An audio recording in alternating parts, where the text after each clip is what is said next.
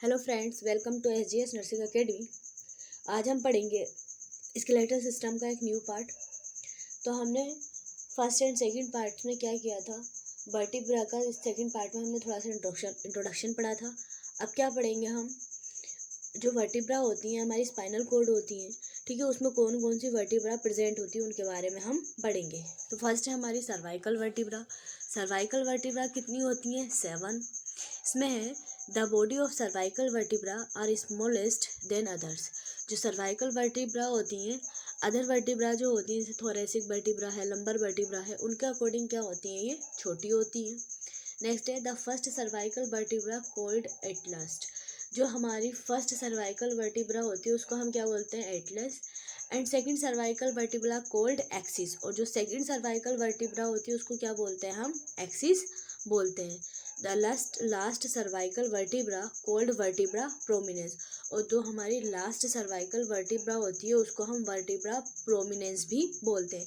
यानी कभी कभी हम अपनी गर्दन में पीछे की साइड को हाथ लगाते हैं तो एक उभरा हुआ सा पार्ट क्या है हमें फील होता है।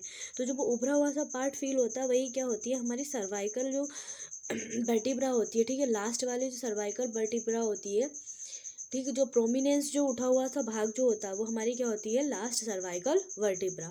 सर्वाइकल वर्टिब्रा 7 होती हैं, ठीक है। ये सर्वाइकल वर्टिब्रा जो होती है स्मॉल होती हैं अदर वर्टिब्रा के अकॉर्डिंग। और जो फर्स्ट सर्वाइकल वर्टिब्रा उसको हम एटलस बोलते हैं, सेकंड सर्वाइकल वर्टिब्रा को हम एक्सिस बोलते हैं, और जो लास्ट सर्वाइकल वर्टिब्रा उसको हम वर्टिब्रा प्रोमिनेंस बोलते हैं। नेक्स्ट है हमारा thoracic vertebra. Thoracic vertebra numbering में कितनी होती हैं? 12। इसमें लिखा है these are larger and stronger than cervical vertebra. Cervical vertebra के अकॉर्डिंग जो थोरेसिक वर्टिब्रा होती हैं वो लार्जर होती हैं, ठीक है, और स्ट्रोंगर भी होती हैं, यानी लंबी भी होती है, उनकी लेंथ भी ज़्यादा होती है और वो मजबूत भी ज़्यादा होती है सर्वाइकल वर्टिब्रा के अकॉर्डिंग। नेक्स्ट इसमें these vertebra articulate with ribs and form vertebro coastal joint. और ये जो वर्टिब्रा होती हैं क्या होती हैं? रिब्स के साथ आर्टिकुलेट होती हैं और एक जॉइंट बनाती हैं जिसको हम वर्टिब्रो कोस्टल जॉइंट बोलते हैं, ठीक है। नेक्स्ट है लंबर वर्टिब्रा। लंबर वर्टिब्रा कितनी होती है? लंबर वर्टिब्रा नंबरिंग में 5 होती है। इसमें लिखा है these are largest and strongest vertebra in the vertebral column. Vertebral column की सबसे लार्जेस्ट और स्ट्रोंगेस्ट वर्टिब्रा कौन सी होती है? हमारी लंबर वर्टिब्रा। नंबरिंग में कितनी होती है? 5 होती है, ठीक है, और ये सबसे ज़्यादा मजबूत और सबसे लार्जेस्ट वर्टिब्रा होती हैं। स्मॉलेस्ट वर्टिब्रा हमारी सर्वाइकल होती है।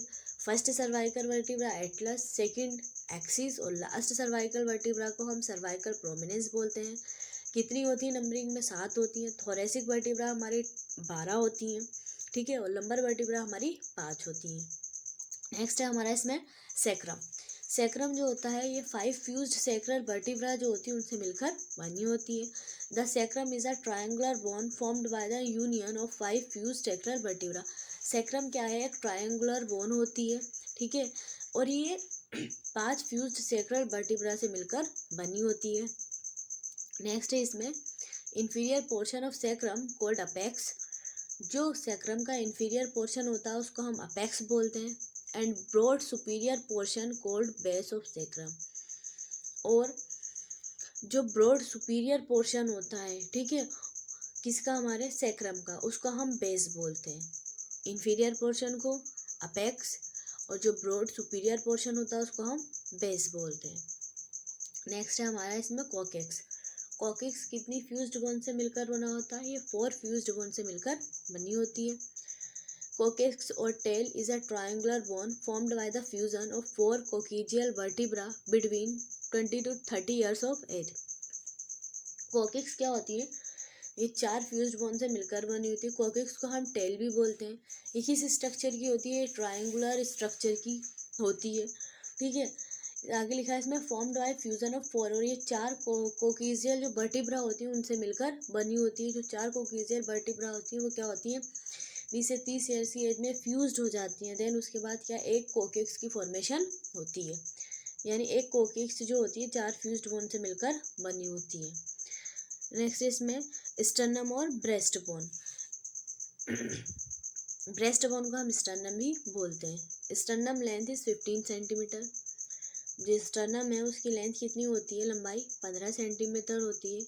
और इसके 3 पार्ट्स होते हैं। जो सुपीरियर पार्ट होता है हैंडल की तरह, उसको हम मैन्यूब्रम बोलते हैं। नेक्स्ट है it articulates with clavicle and first two superior pair of ribs. और जो ये सुपीरियर पार्ट होता है यानी मैन्यूब्रम, ये किससे आर्टिकुलेट होता है, किससे जुड़ा होता है, जो क्लेविकल बोन होती है उससे जुड़ा होता है। और पहले जो 2 पेयर्स होते हैं रिब्स के, ठीक है, सुपीरियर 2 पेयर्स जो होते हैं ऊपर की साइड, उनसे क्या होता है, मैन्यूब्रम अटैच्ड होता है या उनके कनेक्शन में होता है। नेक्स्ट है middle largest part is called body. और जो मिडल लार्जेस्ट पार्ट होता है उसको हम क्या बोलते हैं, बॉडी। नेक्स्ट है body of sternum articulate with 3 to 10 ribs and form sternocostal joint.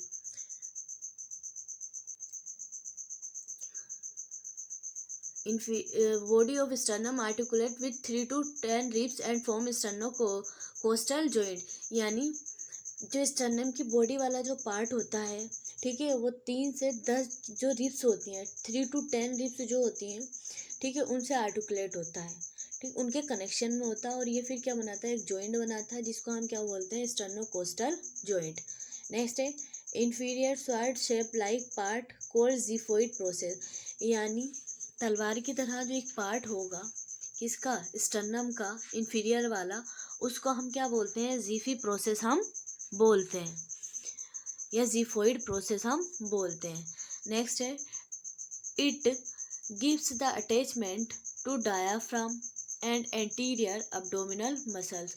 और ये क्या करता है, ये अटैचमेंट प्रोवाइड करता है, किस किस को अटैचमेंट प्रोवाइड करता है, ज़िफोइड प्रोसेस डायाफ्राम और अब्डोमिनल की एंटीरियर जो मसल्स होती हैं, ठीक है, उनको क्या करता है, ये अटैचमेंट प्रोवाइड करता है। नेक्स्ट है it may be broken due to faulty CPR technique. और ये कभी कभी ब्रोकन हो जाता है या टूट जाता है, किस वजह से टूटता है, अगर CPR दे रहे हैं हम किसी पेशेंट को, तो अगर हम गलत तरीके से CPR दे रहे हैं तो क्या हो सकता है, कभी कभी हमारा स्टर्नम भी टूट सकता है और रिब्स भी टूट सकती है। नेक्स्ट है हमारा रिब्स। इसमें है 12 पेयर और ribs present in human being. हर इंसान के अंदर कितनी पेयर्स रिब्स पाई जाती हैं, 12, यानी 12 जोड़ी रिब्स प्रेजेंट होती हैं। नेक्स्ट इसमें first 7 pair of ribs called true ribs. पहले जो 7 पेयर यानी 7 जोड़ी जो रिब्स होती हैं जिन्हें हम पसलियाँ बोलते हैं, उनको हम ट्रू रिब्स बोलते हैं। ट्रू रिब्स इनको क्यों बोलते हैं, क्योंकि ये डायरेक्टली क्या होती है, स्टर्नम से जुड़ी होती हैं। इसमें लिखा they are attached directly to the sternum by the strip of hyaline cartilage. Hyaline cartilage के थ्रू क्या होती हैं, ये डायरेक्टली क्या होती हैं, जो ट्रू रिब्स होती हैं कनेक्ट होती हैं हमारे स्टर्नम से। नेक्स्ट है last 5 pairs of ribs is called false ribs. जो लास्ट 5 पेयर्स होते हैं रिब्स के, उन्हें हम फॉल्स रिब्स बोलते हैं, because some of them attach to sternum indirectly and some of them not attach to sternum. यानी 5 पेयर्स जो रिब्स होती हैं उनको हम फॉल्स रिब्स बोलते हैं। क्यों बोलते हैं, क्योंकि इसमें से कुछ रिब्स जो होती हैं स्टर्नम से जुड़ी होती हैं, लेकिन वो डायरेक्टली नहीं जुड़कर कैसे जुड़ेंगी, इनडायरेक्टली। और कुछ ऐसी होती हैं जो स्टर्नम से जुड़ी ही नहीं होती हैं। नेक्स्ट है द 11 और 12 false ribs also called floating ribs. और 11 और 12 फॉल्स रिब्स जो होती हैं उनको हम क्या बोलते हैं बच्चों, फ्लोटिंग रिब्स बोलते हैं। It's called floating ribs because they are anterior and not attach to sternum. इनको फ्लोटिंग रिब्स हम क्यों बोलते हैं, क्योंकि इनका एंटीरियर एंड जो होता है वो स्टर्नम से कनेक्ट नहीं होता है या अटैच्ड नहीं होता है। Between ribs intercostal muscles are present which are essential for breathing.